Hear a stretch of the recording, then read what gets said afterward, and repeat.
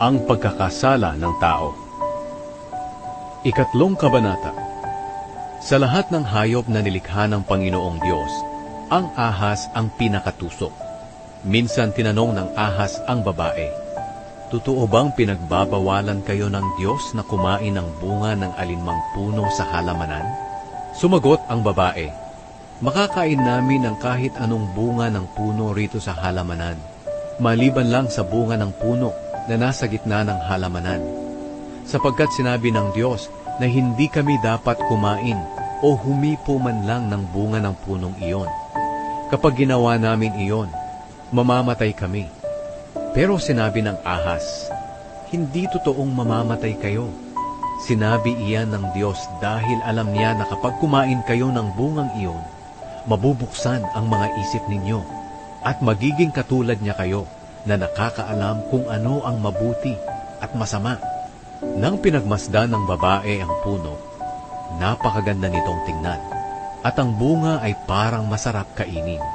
At dahil sa pagnanais niyang maging marunong, pumitas siya ng bunga at kumain ito. Binigyan din niya ang kanyang asawa na kasama niya, at kinain din ito. Pagkatapos nilang kumain, nalaman nila kung ano ang mabuti at ang masama, at napansin nila na hubad pala sila. Kaya pinagtagni-tagni nila ang mga dahon ng puno ng igos para ipantakip sa kanilang katawan. Pagdating ng hapon, narinig nila na lumalakad ang Panginoong Diyos sa halamanan. Kaya nagtago sila sa mga puno doon. Pero tinawag ng Panginoong Diyos ang lalaki. "Nasaan ka?" Sumagot ang lalaki, "Narinig ko po kayo sa halamanan, kaya nagtago ako. Natatakot po ako dahil hubad ako." Nagtanong ang Panginoong Diyos, "Sino ang nagsabi sa iyo na hubad ka? Kumain ka ba ng bunga ng punong kahoy na sinabi ko sa iyo na huwag ninyong kakainin?" Sumagot ang lalaki, "Ang babae po kasi na ibinigay niyo sa akin ay binigyan ako ng bunga ng punong kahoy na iyon at kinain ko." Tinanong ng Panginoong Diyos ang babae, "Bakit mo ginawa iyon?" Sumagot ang babae, "Nilinlang po kasi ako ng ahas, kaya kumain po ako."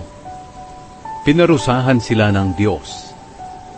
Kaya sinabi ng Panginoong Diyos sa ahas, "Dahil sa ginawa mong ito, parurusahan kita. Sa lahat ng hayop, ikaw lang ang makakaranas ng sumpang ito. Sa buong buhay mo'y gagapang ka sa pamamagitan ng iyong tiyan, at ang bibig mo ay palaging makakakain ng alikabok.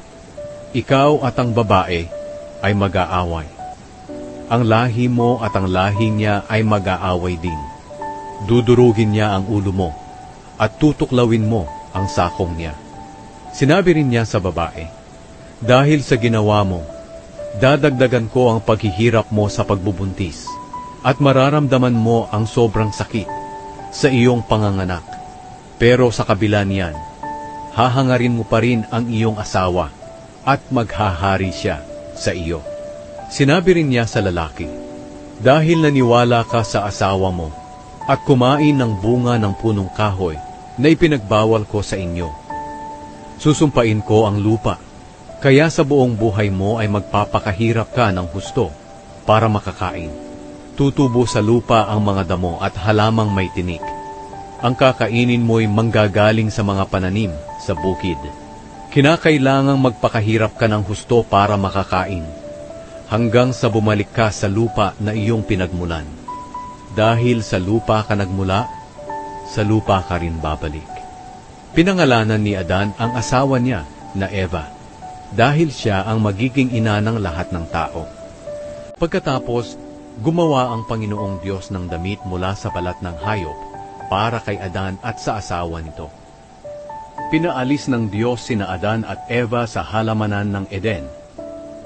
Sinabi ng Panginoong Diyos, "Ang tao ay naging katulad na natin, na nakakaalam kung ano ang mabuti at masama. Kinakailangang hindi siya pahintulutang kumain ng bunga ng punong kahoy na nagbibigay ng buhay, dahil kung kakain siya, mananatili siyang buhay magpakailanman." Kaya pinaalis siya ng Panginoong Diyos sa halamanan ng Eden para sakahin ang lupa na pinagmulan niya. Nang mapaalis na ng Panginoong Diyos ang tao, naglagay siya ng mga kerubin sa bandang silangan ng halamanan ng Eden.